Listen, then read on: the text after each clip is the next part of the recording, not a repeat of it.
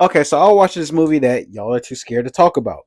Which I'm gonna be real. When I rewatched it, yeah, it was still bad, but nonetheless, I want to say this Katara was better than this one. Yes, M Night Shyamalan actually won with one character. Looking at the live action show in the entire grand scope, the only reason we're not calling it as bad as the M Night Shyamalan one is, and one is because their bending effects are actually accurate and actually look decent. Two is a majority of these actors can actually act, in comparison to this movie where a lot of these actors seem lifeless. Number three is the names being pronounced wrong. Other than that, they're not that far different. First things first, both Aang characters were boring because they were both trying to be too serious for no reason. This Aang was boring because he kept trying to tell us his feelings and narrate the story for us. This Aang was just boring acting wise and line delivery, and he was trying to be serious as well for no reason. In regards to the guitarist, she was actually written better. But when I say that this guitar is better than this guitar, I am talking strictly on a writing standpoint. Because let's get one thing clear. She looks more like Katara, she acts better, and her line deliveries are actually pretty good. But from a writing standpoint and character wise, they butchered her. I rather watch this Katara because she was borderline non existent in the movie. And then poof, out of nowhere, she's a great waterbender. At least Katara's character was somewhat intact. She's supposed to be hope, willingness. I am willing to help, blah, blah, blah. And then, of course, she's supposed to go through different struggles and all that stuff. But I give this movie grace. They are trying to cram all of season one into one movie. That's not possible. Meanwhile, the writers for the Netflix show have multiple episodes and still manage to butcher her as a character severely. Because they try to make her seem like she was on some core shit where she like, oh, I did this on my own. When she had Paku as a master. At least she wasn't there. To be honest, I'll go even further with that hot take in regards to the movie versus the Netflix series. The M. Night Shyamalan movie actually stuck more to the story in the actual source material more than the Netflix series.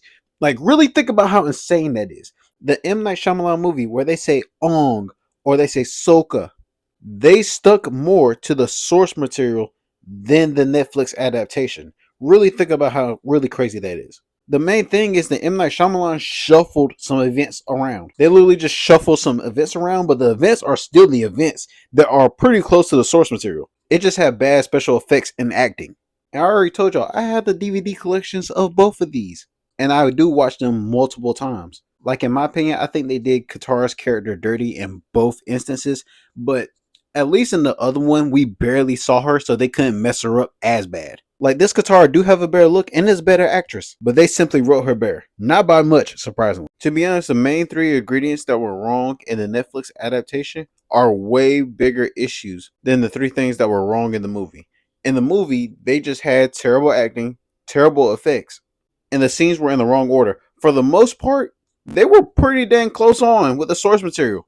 Way closer than the Netflix adaptation, as if they actually cared.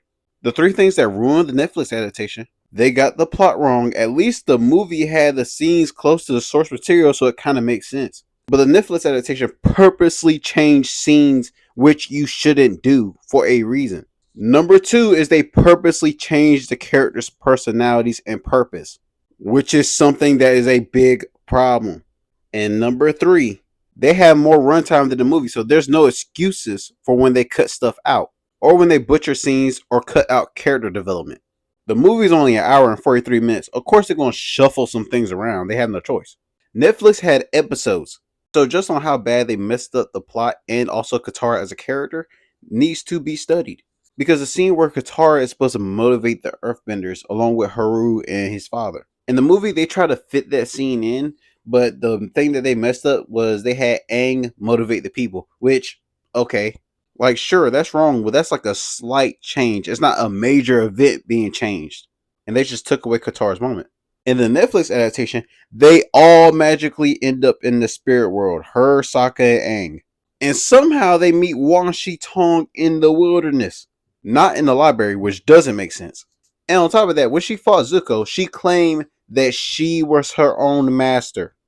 I'd rather them ignore Katara as a character than actually pay attention to her to butcher her as a character. The movie was on a limited time crunch. Of course, some things are going to get cut out. And of course, some things may be in the wrong order. But what was Netflix's excuse?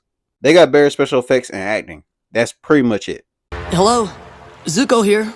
And if you like that video, make sure you like, comment, and subscribe. And also let me know what you think the next video should be based off of. Because like I say at the end of all my videos, I read every comment and I make sure that y'all are heard. Because I'm trying to get to 50K by the end of the year, I would love to have your support and hear more about your ideas.